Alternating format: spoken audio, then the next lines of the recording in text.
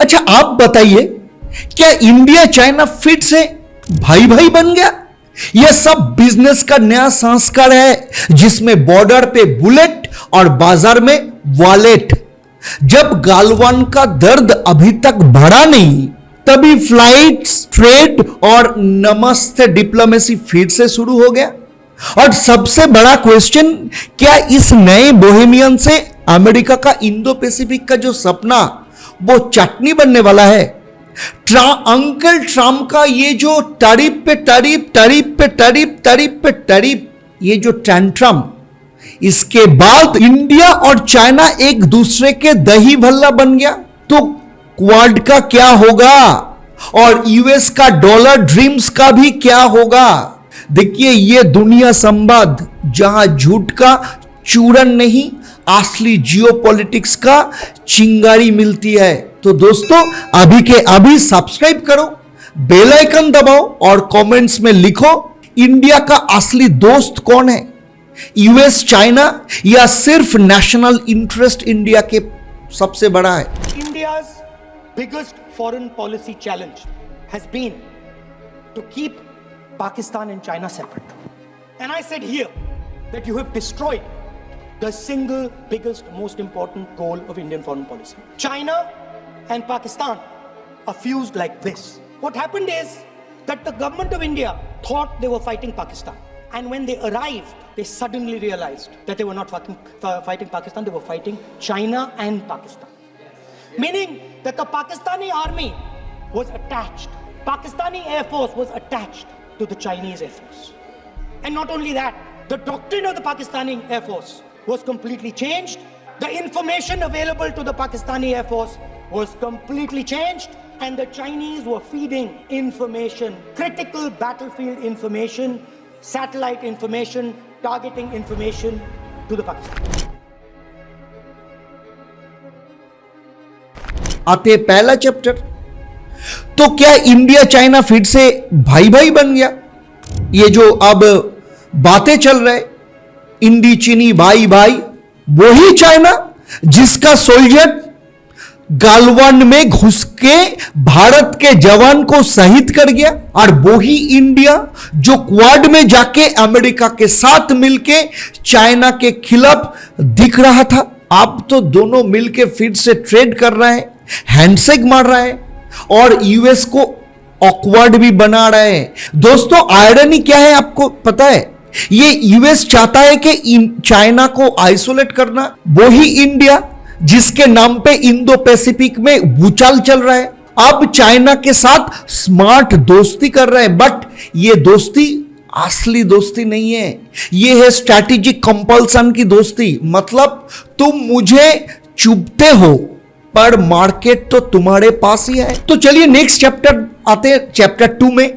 देखिए 2016 से लेकर 2020 तक ट्रम्प का फुल ड्रामा चला।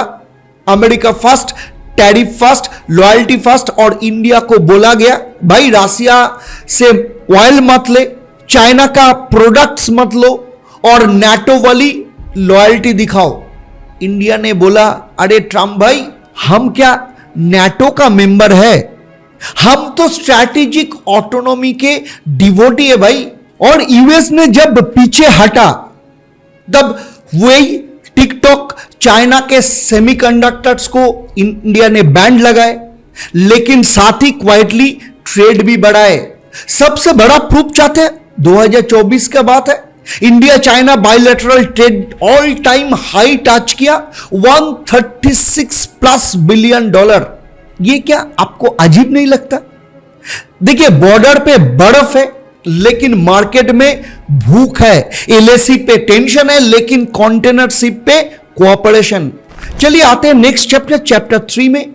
ये क्वाड का जो 4 पिलर थे, यूएस, इंडिया, जापान, ऑस्ट्रेलिया, ये सोचा गया था कि इंडो पैसिफिक में चाइना का दांत तोड़ देंगे, लेकिन अब तो लगता है कि इंडिया ने बोला भाई दांत मत तोड़ो लेकिन डेंटल इंश्योरेंस बेच दो।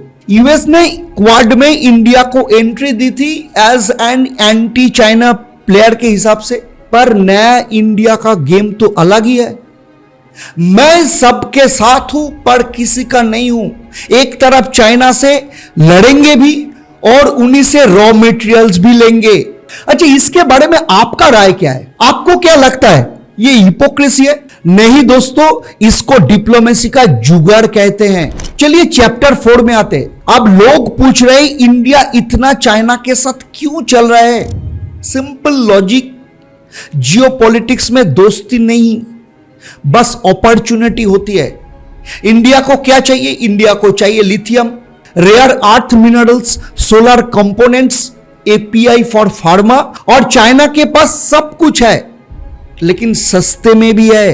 तो भाई इंडिया का स्ट्रैटेजी सिंपल है, जहां से मिल रहा है वहां से ले लो। वही अमेरिका जो सबसे ज्यादा चाइना से इंपोर्ट करता है, वही हमें ज्ञान दे रहा है तुम मत लो, दुनिया क्या कहेगी। और नया भारत बोलता है दुनिया अपना देख लो, हम अपना जुगाड़ चलाएंगे। चलिए चैप्टर 5 में आते हैं। अगर इंडिया चाइना एक इकोनॉमिक कॉरिडोर बन गए तो क्या होगा? ब्रिक्स ऑलरेडी चाहता है कि डॉलर का ऑल्टरनेटिव। इंडिया चाइना अगर एक साथ रुपया वुहान में ट्रांजैक्शन करे तो क्या यूएस पेट्रोल डॉलर हिल जाएगा? ट्रम्प या बाइडेन, किसी भी यूएस प्रेसिडेंट के लिए यह एक नाइटमेयर है, क्योंकि यूएस का हर प्रेसिडेंट को पता है एशिया में अगर चाइना और इंडिया मिल गए तो यूएस का जो डोमिनेशन सिर्फ नेटफ्लिक्स और मार्वल तक रह जाएंगे और जियोपॉलिटिक्स में कुछ नहीं बचेगा। और आयरनिक देखो, चाइना जिसे हम एनिमी बोलते हैं उससे हम 2024 में सबसे ज्यादा इंपोर्ट किया, और यूएस जिससे हम फ्रेंड बोलते हैं उससे हम क्या किया? ट्रेड डेफिसिट पे लड़ाई की। चलिए अगले चैप्टर 6 में बात करते हैं, कौन हारा कौन जीता। देखिए इंडिया हारा नहीं, इंडिया स्मार्टली दोनों बैलेंस कर रहे हैं, और चाइना नहीं, क्योंकि चाइना के लिए यूएस से ज्यादा इंडिया एक स्टेबल पार्टनर है। और यूएस का बात करें तो देखिए शॉकिंग पार्ट क्या है, यूएस थोड़ा आइसोलेटेड हो रहा है अभी, उसके जो पॉलिटिकल रिजिट उनके अंदर है, और ट्रम्प अंकल का जो एरा का जो लेगेसी अभी भी ग्लोबल ट्रस्ट को डैमेज कर रहे हैं। तो इसका कंक्लूजन क्या होगा? देखिए इंडिया चाइना भाई भाई नहीं बाई बाई है। India is buying from China and China is buying influence, और अमेरिका वो सोच रहे हमने क्वाड बनाया था या क्वाक। तो भाई आज का सवाल सिंपल है, क्या डिप्लोमेसी का नया फॉर्मूला है एनिमी इन बॉर्डर और इकोनॉमी इन ऑर्डर? देखिए जब भारत और चीन मिलके बिजनेस का भोग लगा रहा है तो यूएस क्या सिर्फ भक्त बन के देख रहे हैं? क्या क्वाड गया तेल लेने और ब्रिक्स बन गया दही जलेबी? आपको क्या लगता है? अगर आपको लगता है ये दुनिया सिर्फ अलायंस से नहीं इंटरेस्ट पे चलती है तो आप कमेंट में अपना राय बताओ, और इसके साथ शेयर करो अपने उन दोस्तों के साथ जो अभी भी कोल्ड वॉर मतलब 1950 में पड़ा है, और कमेंट करो इंडिया के असली साथी कौन है, बाजार बाजार और सिर्फ बाजार। इसके साथ सब्सक्राइब करो, बेल आइकन दबाओ दुनिया संवाद को, क्योंकि यहां पे हम नैरेटिव नहीं चलाते, नैरेटिव का मां का ब्रेकडाउन करते हैं। तो चलिए मिलते हैं अगले एपिसोड में और एक नए नैरेटिव का मां का ब्रेकडाउन के साथ। नमस्कार।